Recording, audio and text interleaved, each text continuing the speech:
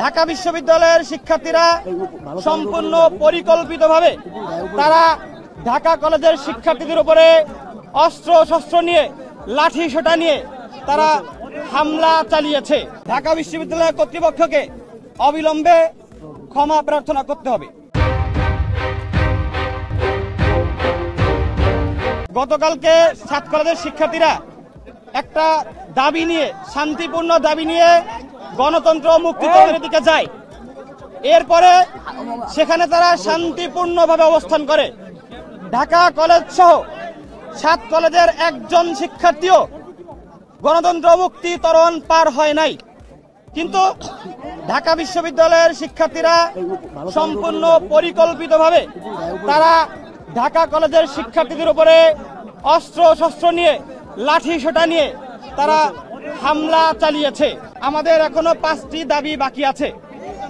এই দাবিগুলো মেনে নেওয়ার জন্য এখনো কোনো প্রক্রিয়া কর্তৃপক্ষের পক্ষ থেকে অনুসরণ করা হয়নি। আমাদের গুরুত্বপূর্ণ দাবিগুলোর মধ্যে রয়েছে, গতকালকে ঢাকা বিশ্ববিদ্যালয়ের শিক্ষার্থীরা আমাদের ইডেন কলেজ, বদরুন্নেসা কলেজের সহ সাত কলেজের নারী শিক্ষার্থীদের নিয়ে কুরুচিপূর্ণ মন্তব্য করেছে, অশালীন অঙ্গভঙ্গি করেছে। এই দায় নিয়ে ঢাকা বিশ্ববিদ্যালয় কর্তৃপক্ষকে অবিলম্বে ক্ষমা প্রার্থনা করতে হবে। আমরা এই হামলার, এই সশস্ত্র হামলার তীব্র নিন্দা এবং প্রতিবাদ জানাচ্ছি।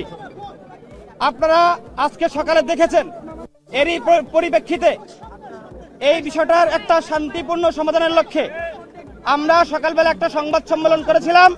সেখানে আমরা 6 দফা দাবি উপস্থাপন করেছিলাম। সেখানে একটি দাবি ছিল অধিভুক্তি বাতিল করে ঢাকা কলেজ সহ সাত কলেজ শিক্ষার্থীদের যে যৌক্তিক দাবিটি আছে সেটিকে আমলে নেওয়া। ঢাকা বিশ্ববিদ্যালয় প্রশাসন সহ সংশ্লিষ্ট কর্তৃপক্ষ বিষয়টি আমলে নিয়েছে, এজন্য আমরা তাদেরকে সাধুবাদ জানাচ্ছি। ঢাকা বিশ্ববিদ্যালয় সাত কলেজ শিক্ষার্থীদেরকে মুখোমুখি অবস্থায় নিয়ে এসেছে, এর সম্পূর্ণ দায়ভার ঢাকা বিশ্ববিদ্যালয়ের প্রভিসির। অনতি বিলম্বে আগামী 24 ঘন্টার মধ্যে এই প্রভিসিকে তার পদ থেকে পদত্যাগ করতে হবে। গতকালকে আমাদের ঢাকা কলেজের শিক্ষার্থী রাকিবকে নির্মমভাবে পিটিয়ে তাকে আহত করেছে, হত্যার উদ্দেশ্যে তাকে পিটিয়ে আহত করেছে নিউ মার্কেট থানা পুলিশ।